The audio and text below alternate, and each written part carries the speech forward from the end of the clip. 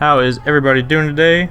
Got a great game here between Zweifox and BigPoppaJojo as week 2 for the Chef Goon's Pokemon Sword and Shield Draft League. Zweifox today bring Hydreigon, Piloswine, Corviknight, Hawlucha, Dugtrio, and Aegislash. And BigPoppaJojo bring Charizard, Gengar, Excadrill, Mandibuzz, Hippowdon, and Hitmonchan. We see Zweifox lead with his Hydreigon, and BigPoppaJojo lead with Charizard. Now we know that this Hydreigon is a Scarf variant, so let's see if he just clicks the button to kill the Charizard. Yep, looks like it is. So naturally Charizard is slightly faster, so if he were a Scarf variant, then it might have been able to do like a Dragon Pulse or something like that to the Hydreigon. We see the Charizard go down to the Hydro Pump, so obviously not a Scarf Charizard there, and didn't really show respect for the Hydreigon. Now it looks like he figured out that Hydreigon is Scarfed here.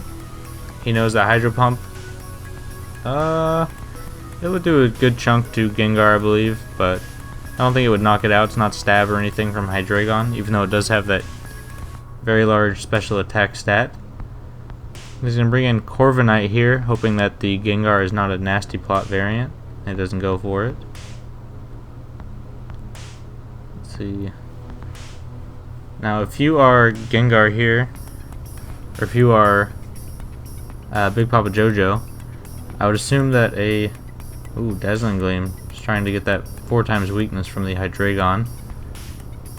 I think a Nasty Plot would have been a lot smarter there. I think that seeing that the Hydreigon was Scarfed, maybe he was hoping that Zweifox would just want to get some damage off on the Gengar, but yeah, it wouldn't be really worth it.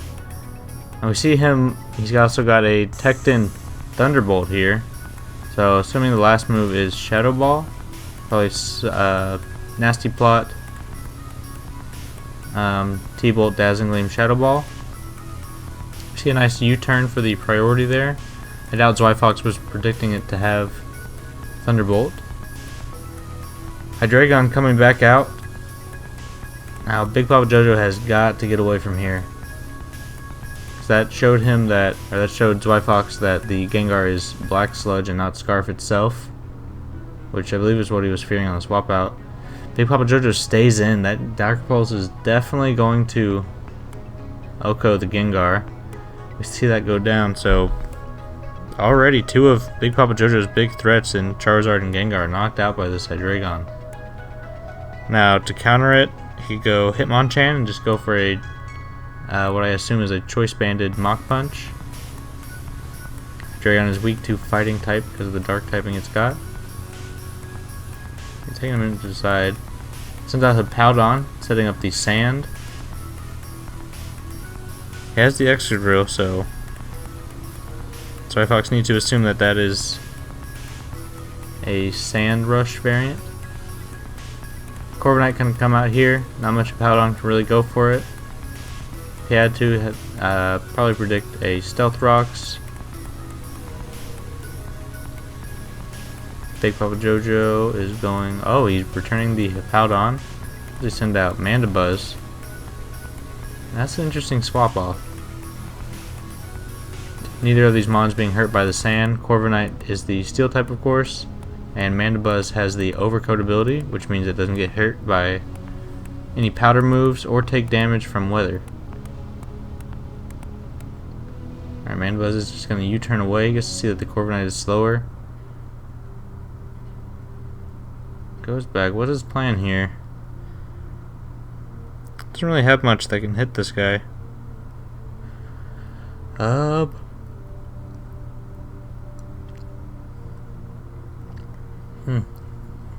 Let's see it. I don't have a plan here.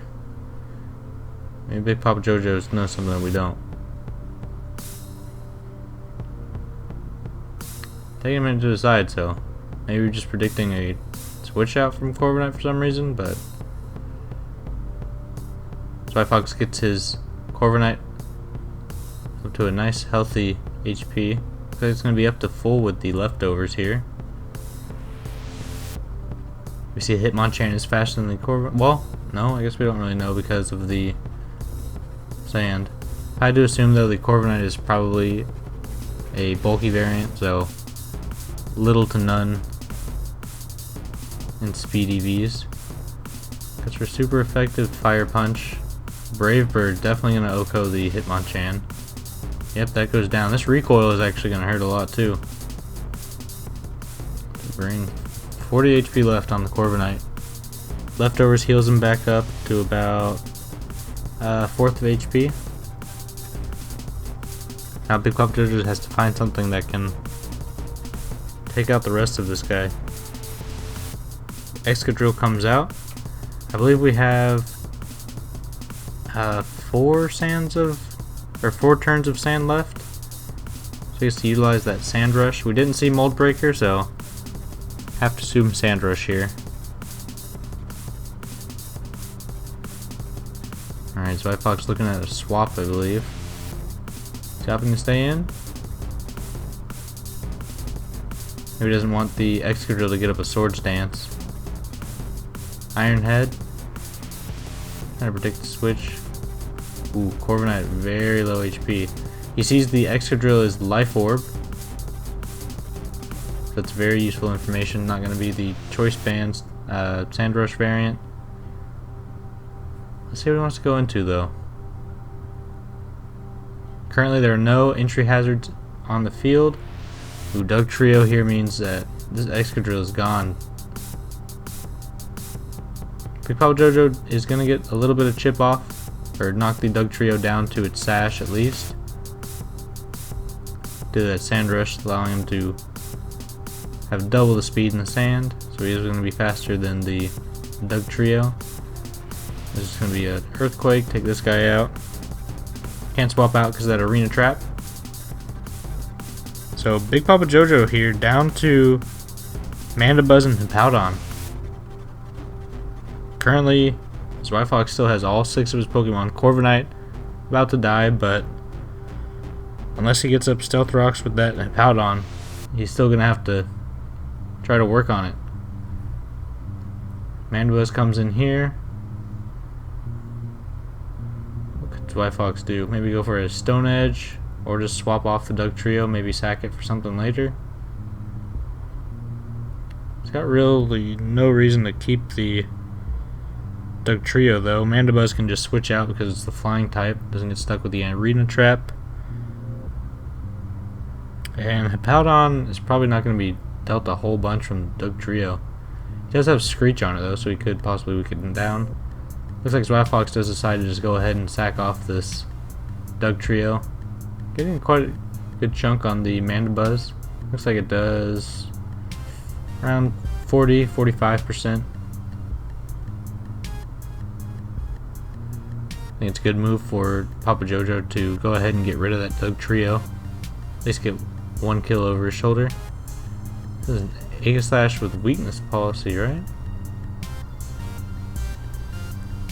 What's that look like? Alright. Going straight for a King's Shield, predicting him to go for another Foul Play. Yep, gets another Foul Play, so that is going to reduce Mandibuzz's attack by 1 stage. However, since he is going for Foul Play, it uses your opponent's attack stat and not your own. So Mandibuzz getting his attack reduced, not really that big of a deal. Whoa, going for a Swords Dance with Aegislash when you've seen the Mandibuzz spamming Foul Play. Not the greatest choice there, but Aegislash was probably going to have a hard time against the rest of this team anyway. Sand is gone. He has Hippowdon in the back though, so might not be gone for too long.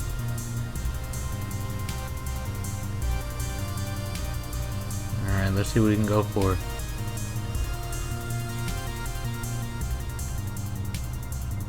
Scarfy Dragon. So we saw the Mandibuzz take a decent chunk from that Stone Edge. We know it's definitely max HP then. The special defense investment is probably pretty high. Let's see, Draco from Hydreigon. Ooh, that did quite the chunk. BigPoppaJojo just roosted off, so this Hydreigon's gonna have to get out of there because it's not gonna be touching this Mandibuzz anytime soon. Yep, just switch right off. Well, now it's actually not looking too bad for BigPoppaJojo. Early game was a little rough, but I think he's getting back on his feet now. Mandibuzz is really tanking a bunch of hits here. Definitely his MVP this game. Alright, Piloswine. That is a great shiny. Golden God. It's interesting because if you look at the Mamoswine shiny, it is nowhere near as golden as this guy. It's kind of like a puke green. So, definitely a little bit more work that I'd like to see them put into shinies. Foul Play is about 4th. Eviolite, definitely a big boost. Icicle Crash does a big chunk to that Mandibuzz. So now they're going to have to play a game of roost and attacks. Icicle Crash, not going to do near as much.